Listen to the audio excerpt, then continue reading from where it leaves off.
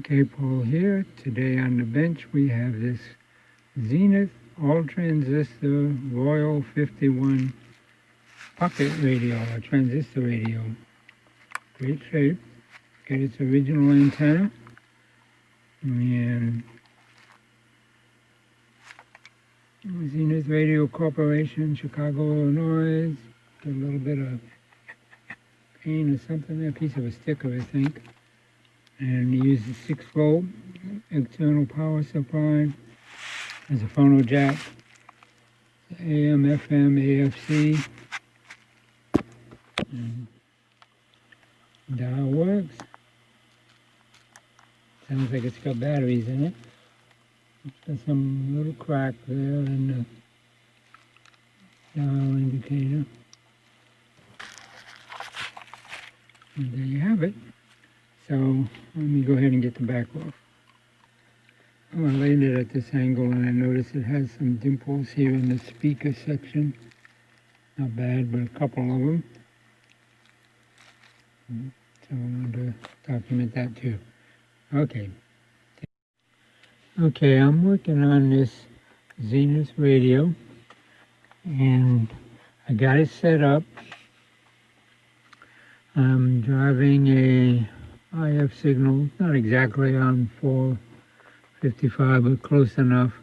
Basically, I just needed it to drive a signal into the radio, and if I connect it up, so my power supply is putting out just under 6 volts, 5.7, which is plenty, and I click here.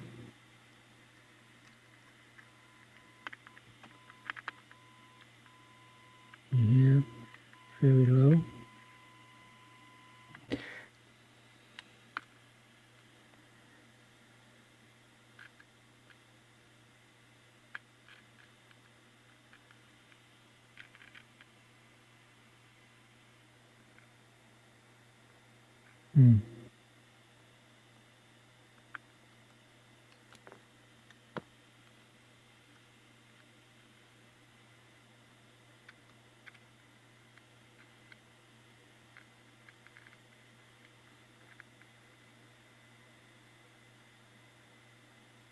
I can very faintly hear something coming through there. And I don't mean the signal generator.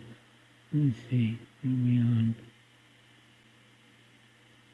Let's see if we can get close to this local station that we have here. Make sure my grounds and everything is still connected. No, that one came off. Okay.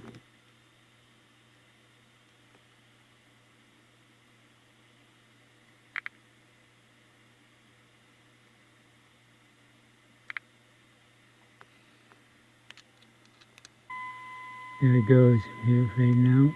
Now that could be me drawing some of the current down, but I don't think so. I'm just using a capacitor in line, but no, it's dead. And it did this to me once before. When it went dead, what I had to do is unplug it. This is an indication that it's definitely capacitor related. And the customer wants me to recap it anyway. So I'm probably just going to stop and recap it because I'm sure these caps are bloated. This one is bloated here. You can see it a little bit swollen. This one's a little swollen here. And that one there is a little bit swollen. So, that affects when you have a signal that's fading in and out. It's usually a capacitor leaking, trying to reform. It wasn't even this loud before. So it's like it's trying to reform. I'm thinking it's this guy here. See? Now it's not playing at all. And nothing's changed. But if I unplug it, it'll come back in. If I go here, one of these, It seems to reactivate it too. Takes the charge off. See? How loud that comes in after. So this is taking the charge off whatever capacitor that is. Pulling it down the closer to under load. And you know how loud that is?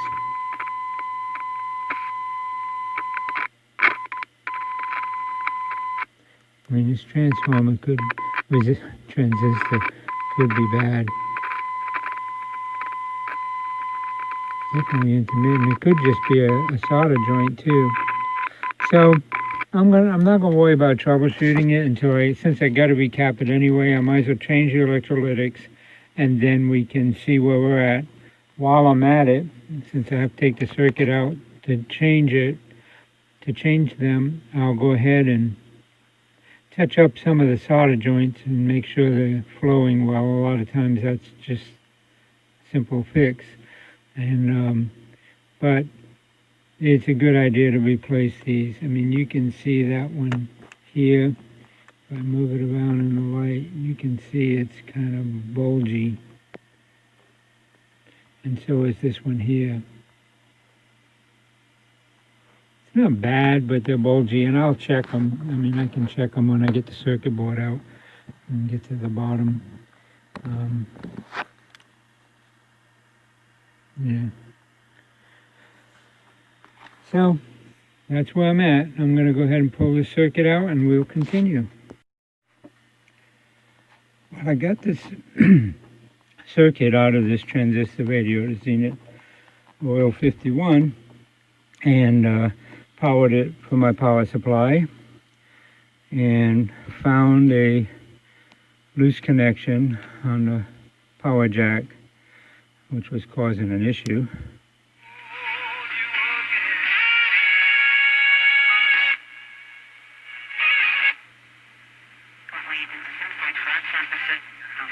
Touch eyes, nose, and mouth with unwashed hands.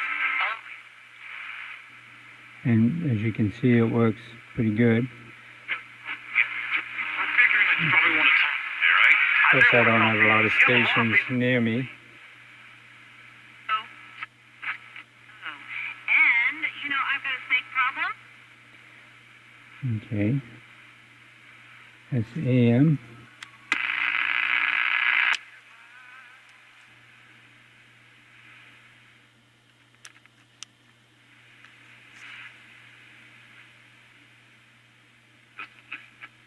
Exactly, and not yet.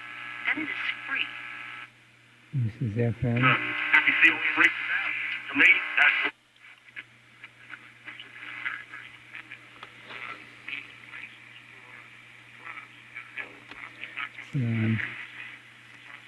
FM.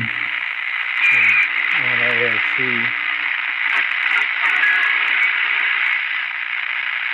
And I get a lot of interference down here from... Let me shut this off. There's like a little LED lights and fluorescent lights and everything under the sun. But you see, it's working. It's got good sensitivity.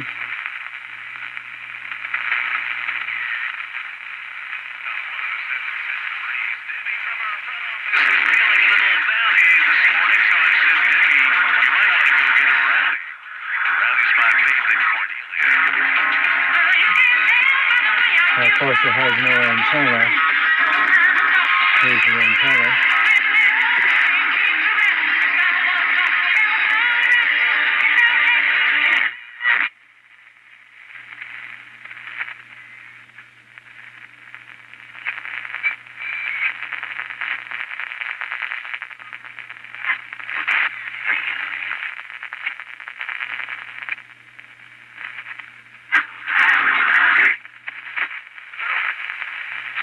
So it's working okay. It does have some other little issues, but mostly because of the old capacitors.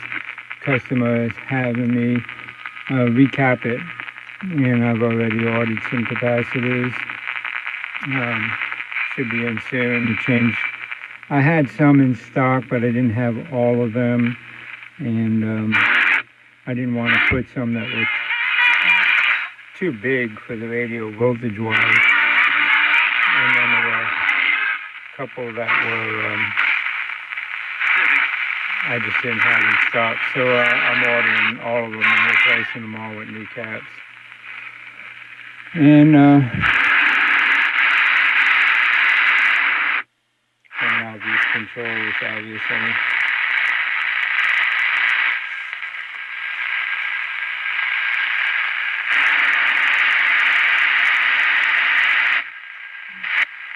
This control has some issues here.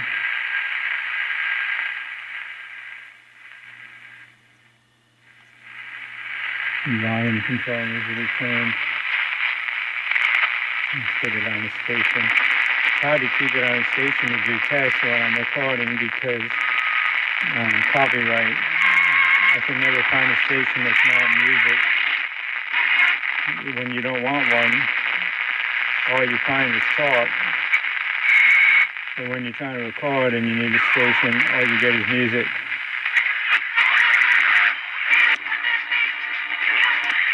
Try AM again.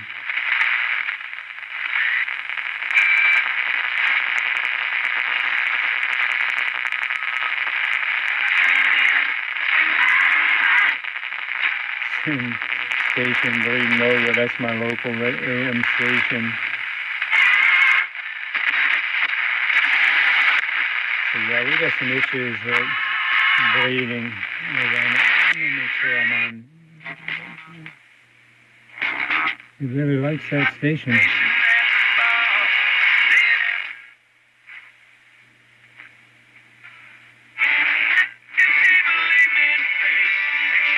You could use an IF tune, which I can check, but after I change the caps. That's it. Why we have Your own habitat going on right there. around the area, so I don't know.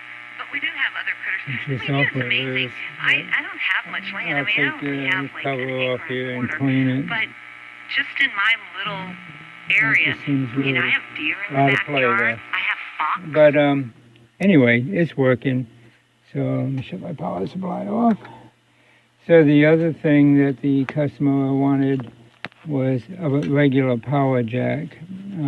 This has a 3mm. Well, actually, it's more than that. It's probably 3/16 power jack here, and he wants me to replace it with a wall wart jack, so he can just plug in a adapter for it. And so that's that one down there. So I'm going to take that out when I'm recapping and switch it out. Since switching it now, but we'll put a wall wart jack in there for him. And other than that, the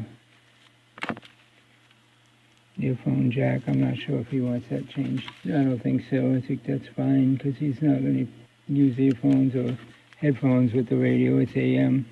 I mean, it's mono. So anyway, there you have it. And here's the capacitors on the bottom that are changing. There's these three. They'll be going. And I'm sure they started reforming a little bit. And then we have these two, this one. So that's 4 more of those. And then we have these. This one here, this black one. And there's another black one somewhere. Where'd you go? Oh, right here. That one and that one are going to be changed. So, total of 9 transistors. Capacitors to change electrolytics. So I got them ordered. They'll be in. Then we'll switch them around and change them. And this touch up some of these solder joints. While I'm soldering in, I'll go around and hit some of these and make sure they're not cold solder joints. Most of them look pretty good. They're nice and clean and shiny, but sometimes that can hide a weak solder joint underneath. There's some like this that are questionable. So I'll reflow them just to make sure that they're doing good and making good contact. And then make a follow-up video. So this is part 1. Just showing you the radio is now working and what we're going to do to it. And in part, I'll update the comments in this video with the link to part 2 once it's uploaded. So anyway, I appreciate you watching the video. Found it interesting and helpful. Please consider giving me a thumbs up, and be sure to subscribe. And in part 2, we'll actually get into making changes to the radio, doing an IF alignment on it, and things of that nature. So anyway, thanks for watching, and have a good day.